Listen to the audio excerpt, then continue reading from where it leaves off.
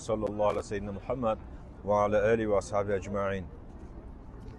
Yakın mo çikor mekanım, şıgır mekanım ki xudum ora misal در همین زمین‌های مقدس نصیب گردانید و ما در همین زمین مقدس هستیم که در همین زمین‌هایی که ما می‌گردیم و می‌شینیم در همینجا حبیب خدا علیه السلام پیغمبرمون علیه السلام چیکار کردگیان گشتگیان در همینجا امر معروف کردگیان زندگیشون گذاشتگی کمتر درباره زندگی پیغمبرمون گپ میزنیم درباره زیارت‌ها و بعد سوال و جوابی که دارین سوال‌هایی که هست درباره زیارتگاه درباره عمره درباره مثال همین عبادت‌ها شما این سوال بدین ما جواب میگیم با همین امر معروف و همین سوال و جواب ما ان شاء الله در گروه میپرتویم که مثلا با تکرارا نگاه کنیم و مثال همین سوال و جوابی که شما میکنیم همین با فایده بگیریم و در ذهنمون مونه یکم ما باید بدونیم که همین مدینه خودی شهر پیغمبرمون علیه السلام مدینه خودش ترجمه شهره مدینه شهر مثلا دیگه همین خودی مدینه جایی که پیغمبر علیه السلام اهمیت بتین که وقتی که از مکه اساسا ما باید درباره زندگی حبیب خدا بدونیم حد اقل من امروز گپ میزنم سوال شما را میتونم کسی میتونه جواب بدین بعد استاد درس دوام دادن میگیریم یکم پیغمبرمون علیه السلام در کجا تولد شد در مکه پدر و مادر حبیب خدا چی نام داشتن مادرش چی نام داشت مادر پیغمبرمون چی نام داشت آمینه پدرشون عبدالله خیلی مهمه حبیب خدا علیه السلام بابیش چی نام داشت ابو طالب بابیشون بودن حبیب خدا وقتی که تولد شد علیه السلام پدرش زنده بود یا نه نه پدرش زنده وفات کردگی بود پدرش نیست انا که دیگه مسئله را نگاه کنین وقت در چند سالگی خوشو گوش کنین در چند سالگی پیغمبرمون علیه السلام مادرش ای دنیا میگذره 6 سالگی ده با یاد بگیر 6 سالگیشون ده در چند سالگیشون بابیش میگذره ابو طالب در چند سالگی پیغمبر علیه السلام میگذره 8 سالگیشون 2 سال پس اهمیت بتین وقتی که مادر پیغمبر میگذره علیه السلام برای پیغمبر خیلی مصیبتی وزبین بود مادر پدر نیست مادر گذشت بابیش رفت بعد بابیش کی گرفت کفالت شد امکش نامش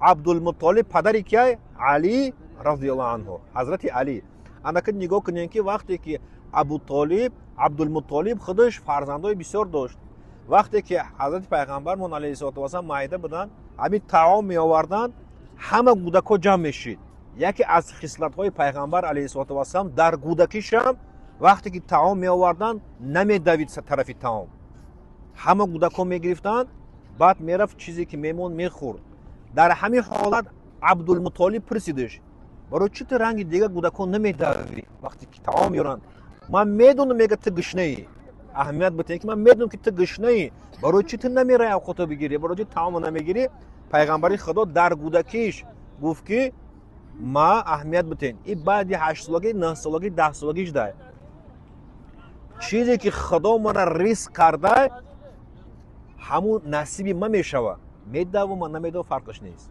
معنیش فهمیدین در کودکیش همین گپا میگفت در کودکیش عمکیش عبدالمطلب خصلت هایی که دیده بود میفهمید که همین بچه همین کودک کلان شوه مثلا برای عرب ها برای همه آدم ها فایده کلان میرسونه حس میکرد در رفتاری که پیغمبر میکرد علیه السلام انا که دوام میریم نگاه کنید پیغمبر خدا علیه السلام در چند سالگیش زن گرفت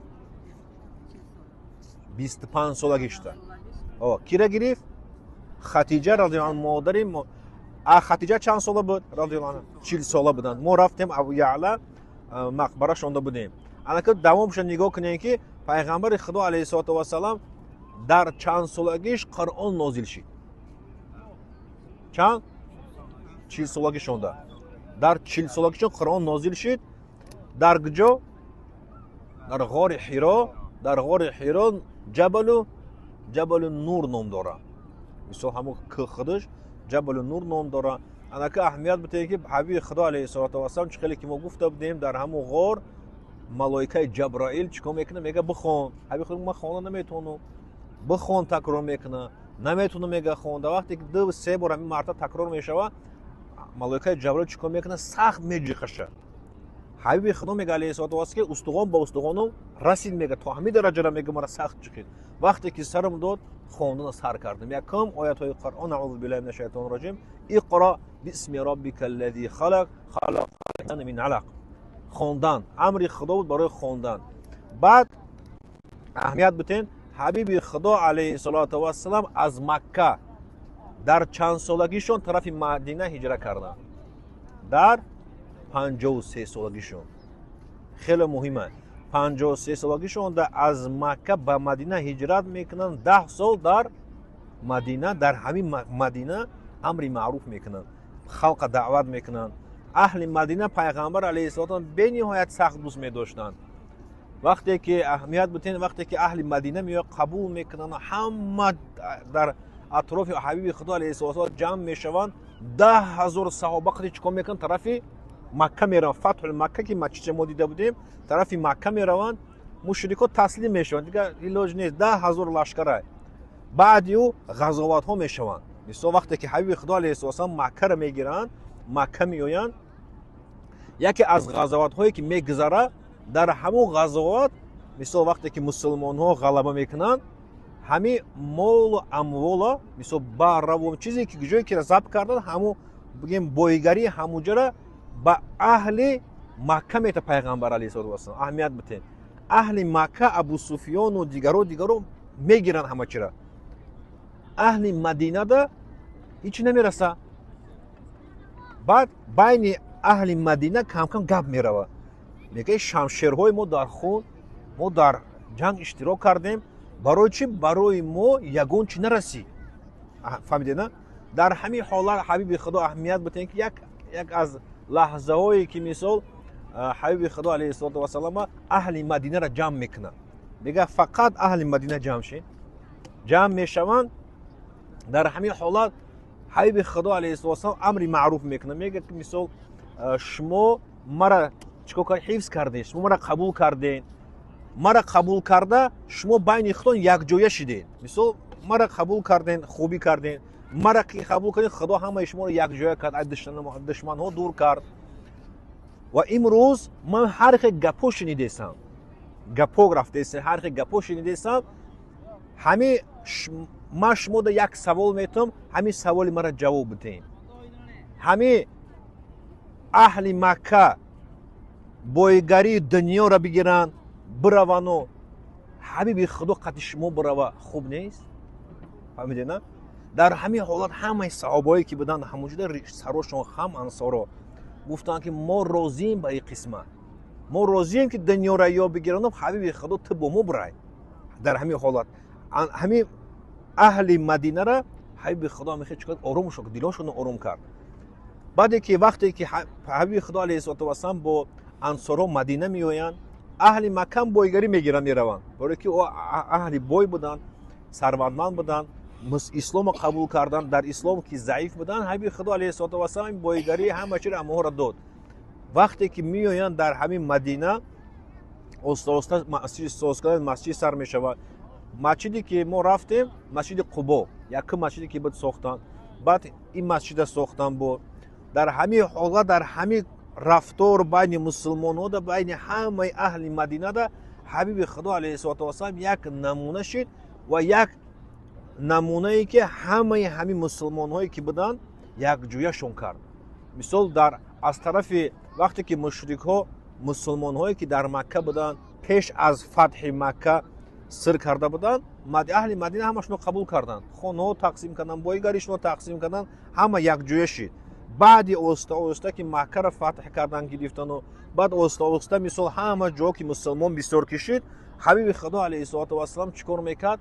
а як дарс ба дарси дигар мегузашт, а як амри маъруф ба амри маъруфи дигар мегузашт. лекин дар ҳамин ҳолат мисол саҳобаҳои ҳабиби худо алайҳиссалоту вассалам чӣ кор мекарданд? ҳабиби худоро гӯш мекарданд.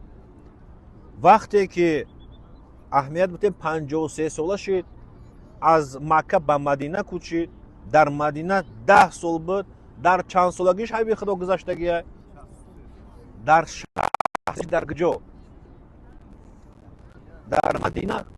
дар Мадина гузаштагия, дар хонаи оилааш Оиша радиаллоҳу анҳа. анака аҳамият бутем ки дар ҳамин ҳолат ҳаққи ривоятҳо аст ки ҳабиби худо алайҳиссалоту вассалом вақте ки дар хонаш буданд, дар ҳамин ҳолат вақте ки мегӯянд фотима радиаллоҳу анҳа пеш ҳабиби худо алайҳиссалоту вассалом нахӯравӣ кунад. ҳабиби худо гуфт он шахсе ки пушти карда, он шахс дар ҳӯй накардан ман ҳаст. ман буд. вақти тахтах мекӯяд, аз ҳабиби худо иҷозат мепурсад. агар иҷозат будем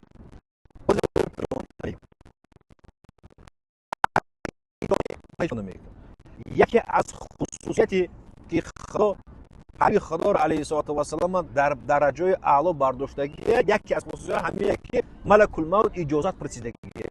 ора ҷон бифаҳм.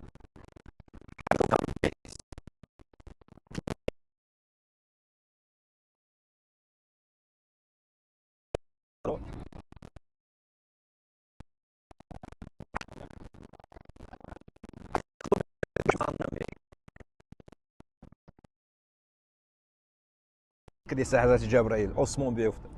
Нега не мара ин харсан намекунам. ту медонӣ мега мара чӣ харсан мекунам. аҳамият бутем ки дар ҳамин ҳолати ҷонбурӯям ҳабиби худо алайҳиссалоту вассалам аз маву шумо ғам мехӯрданд. дар ҳамин ҳолат вақте ки малак ҳамин ҷаброил гуфт ки худои таоло тира мартабаи шафоат кардан, пӯш гирифтани уммати тира ато мекунад, фақат дар ҳамин ҳолат гуфтанд ки ана и гапҳои ту мара харсан. нигоҳ кунед ки ҳабиби худо алайҳиссалоту вассалам тамоми дунёрам таги пош намондани малоикаҳорам ҳамаша гуфтанд тира интизора то уммати ма дагӯ ма шафоат накунам, пӯштишро нагирам, ма хирсан нестам, чашми маро хирсан намекунам. ҳабиби худо алайҳиссалоту вассалам баъди ҳамин калимаҳо иҷозат доданд ки чикор кунанд, рӯҳи шарифшона бигиранд.